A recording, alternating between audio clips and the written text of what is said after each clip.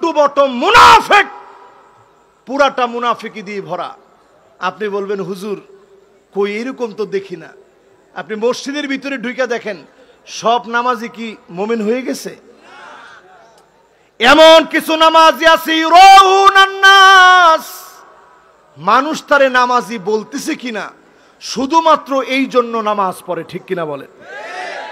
কপালের ভিতরে ঘষা দেয়, কার্পেটের মধ্যে ঘষা, এরপরে ইমাম সাহেব রায়না কয় ইমাম সাহেব কালা ডামের চেয়ে কম না, বেশি বুঝায়েন না আমারে।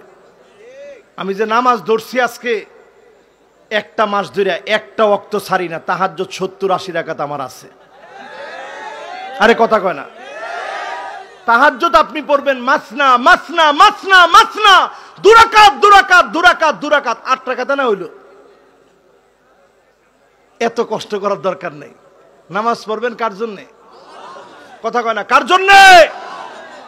এরপরে দেখবেন আমার ভাইরা এমন সময় আসবে যেই সময়ে পরিষ্কার হয়ে যাবে কানাকৃত দিকা, মুরগি যেভাবে ঠোকর দেয় এই মুরগির ঠোকরের মতো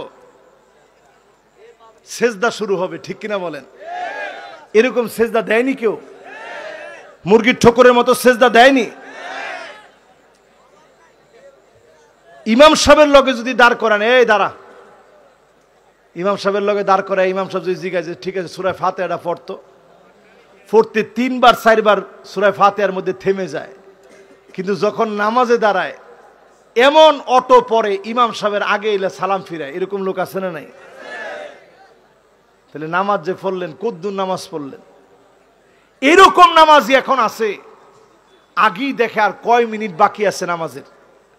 এখন অ্যাপস আছে তো অ্যাপসের মধ্যে খুঁজে খুঁজে দেখে, কয় যে আরো অনেক সময় আছে, আরেকটু পরে পড়তেছি রাখ। এরকম দেরিতে যারা নামাজ পড়ে সাহাবায়ে কেরাম বলছেন তিলকা সালাতুল মুনাফিক, এইটাই মুনাফিকের নামাজ। তিলকা সালাতুল মুনাফিক, এইটাই মুনাফিকের নামাজ। এইরকম নামাজ হতে পারে 60 বছর 70 বছর নামাজ পড়েছেন, লাম ইউকবাল মিনহু সাজদাতান ওয়াহিদা, একটা সেজদা আল্লাহর কাছে কবুল হয় নাই, ঠিক কিনা বলেন? আল্লাহ আমাদেরকে হেফাজত করুক, সকলে পড়েন আমিন।